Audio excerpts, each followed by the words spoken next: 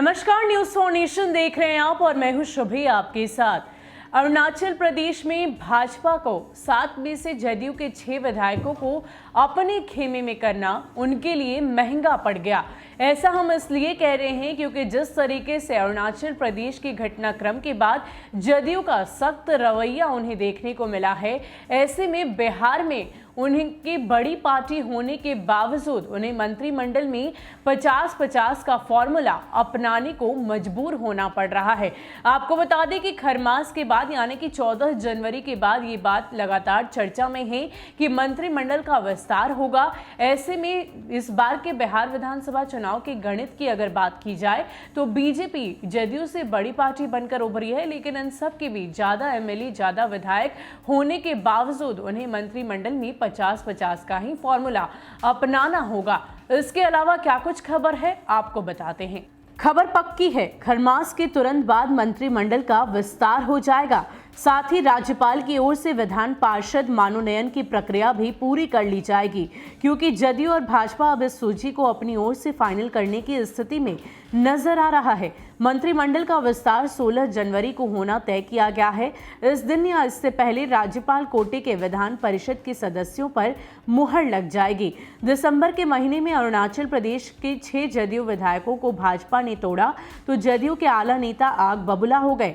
भाजपा को जदयू के नवनिर्वाचित राष्ट्रीय अध्यक्ष आरसीपी सिंह ने जमकर लताड़ा तो मुख्यमंत्री नीतीश कुमार ने भाजपा को आईना दिखा दिया कि उनके ही चेहरे पर भाजपा आज विधानसभा में दूसरी बड़ी पार्टी बनकर उभरी है। इधर विपक्षी दलों ने भी इस आग में घी डालते हुए एक तरफ जदयू को आईना दिखाया तो दूसरी तरफ नीतीश को वो लगातार ऑफर देना भी शुरू कर दिया।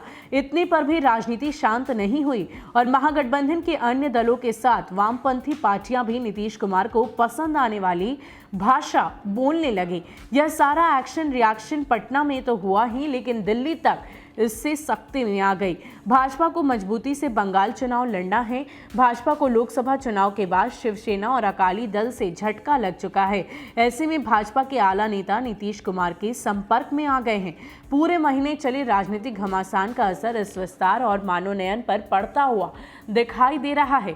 विधानसभा में संख्या बल से कमजोर हुए नीतीश कुमार इन मंत्रिमंडल विस्तार और मनोनयन में पीछे नहीं रहने वाले।